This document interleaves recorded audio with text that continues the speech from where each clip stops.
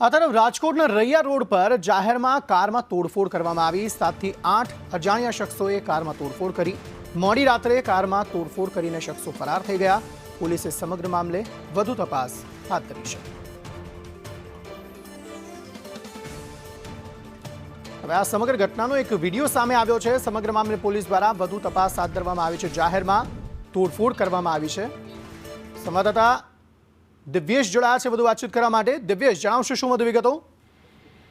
ચોક્કસ વાત કરવામાં આવે તો રૈયા ચોકડીની આ ઘટના છે કે જ્યાં એક કાર પાર્ક કરવામાં આવી હતી। 6 થી 7 લોકો દ્વારા હુમલો કરવામાં આવ્યો હતો અને કારમાં છે તે તોડફોડ કરવામાં આવી હતી।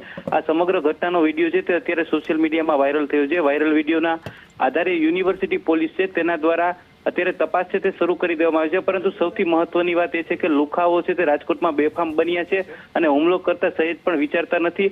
અવારનવાર જે જાહેરમાં હુમલા કરવાના જે વિડીયો છે તે સોશિયલ મીડિયામાં સામે આવતા હોય છે। છરી લઈને લુખાઓ ફરતા હોય છે અને સામાન્ય નાગરિક ઉપર હુમલો કરતા હોય છે। ત્યારે સૌથી મહત્વની એ વાત છે કે લુખાઓને કાયદાનો ડર રહ્યો નથી। ત્યારે રાજકોટ પોલીસની જે ધાક છે તે ઓસરતી જતી હોય તે પ્રકારના વિડીયો છે તે અવારનવાર સામે આવતા હોય છે। ત્યારે આ લુખાઓ વિરુદ્ધ પોલીસ કઈ પ્રકારની કાર્યવાહી કરશે તે સૌથી મોટો સવાલ છે। જી આભાર સમગ્ર માહિતી આપવા માટે।